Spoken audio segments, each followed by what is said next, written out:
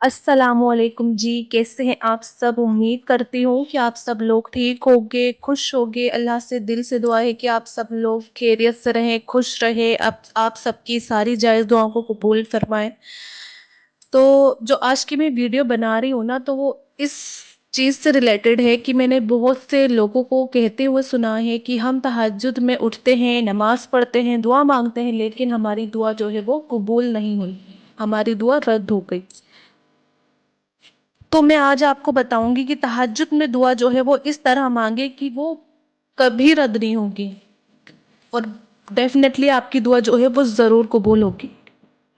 پتا ہے اتنا سکون اللہ نے کائنات کے کسی وقت میں نہیں رکھا جتنا سکون اللہ نے تہجد میں رکھا ہے۔ اگر آپ کو اپنی راتیں بے سکون لگتی ہے تو پھر اللہ کے ساتھ جو ہے اپنی راتیں گزار لیا کرو۔ جب سب سو رہے ہوتے ہیں تو اللہ کو اپنا حال دل سنا دیا کرو۔ جو باتیں تنگ کرتی ہیں انہیں اللہ کے حوالے کر کے بے فکر کی نیند سو جایا کریں۔ تہجد کا جو ہے نا پہلا غم کا سجدہ جو ہوتا ہے وہ آخری غم کا سجدہ ہوتا ہے، کیونکہ اس کے بعد کوئی غم نہیں ستاتا اور نہ ہی کوئی شخص ستاتا۔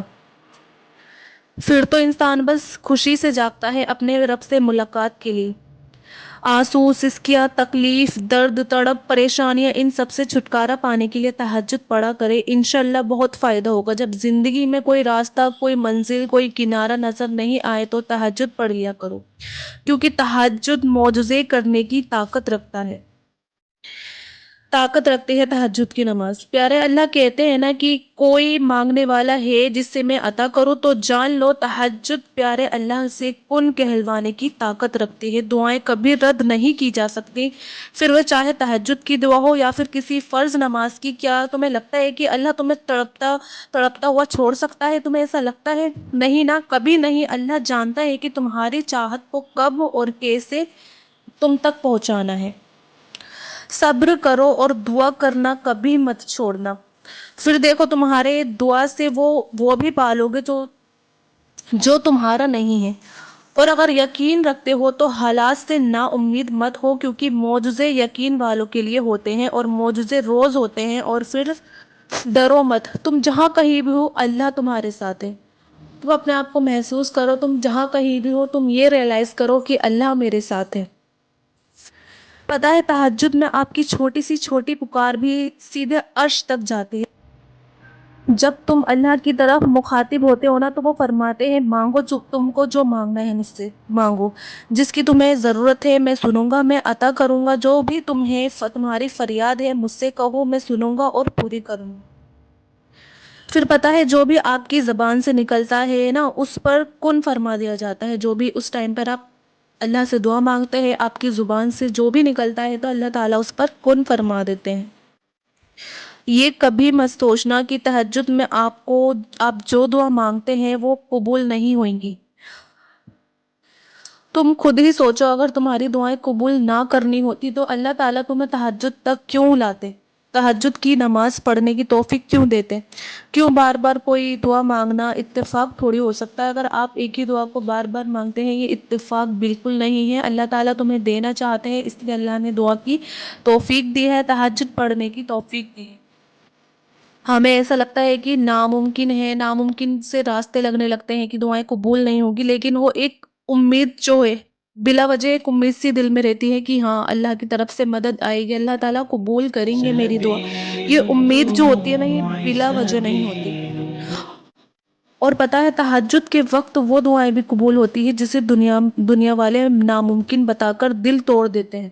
جو دنیا ہوتی ہے نا ناممکن بتا دیتے ہیں کہ یہ کام تو ہو ہی نہیں سکتا، اور انسان کا دل ایسے توڑ دیتے ہیں۔ سب سے بڑی بات تو یہی ہے کہ تمہارا تہجد تک آنا ایک معجزہ ہے۔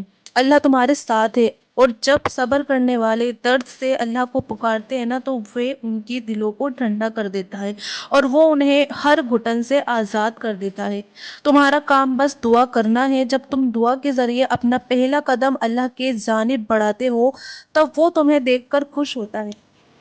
پتہ ہے نا کہ دعا کی قبولیت کے لیے یقین بہت ضروری ہوتا ہے، اور یقین صبر کیے بغیر کبھی نہیں آ سکتا. جب تک صبر نہیں ہوگا، جب تک یقین نہیں ہوگا. اس لیے یقین جو ہے وہ صبر کیے بغیر نہیں ہو سکتا، اور صبر سے بہترین عبادت اور کوئی نہیں ہو سکتی.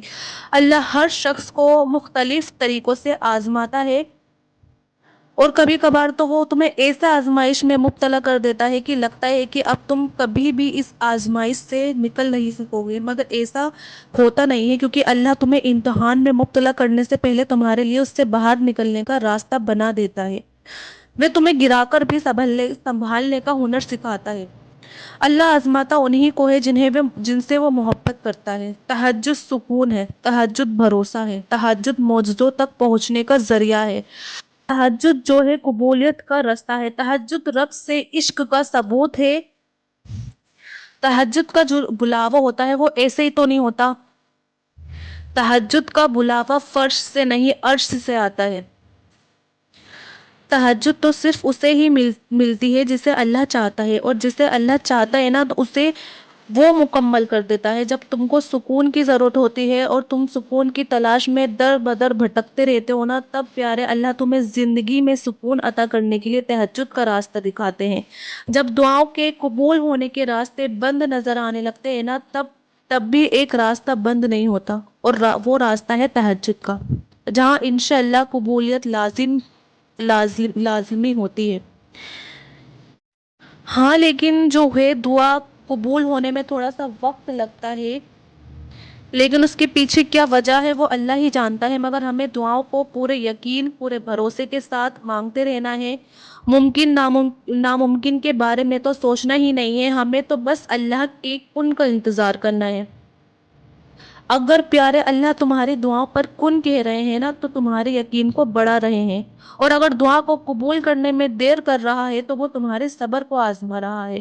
اللہ پاک تہجد کے وقت اپنے ہاتھوں کو پھیلا کر کہتے ہیں، جس نے دن میں گناہ کیا وہ رات کو بخش والے، اور جو رات والے گناہ ہیں وہ دن میں بخش والے.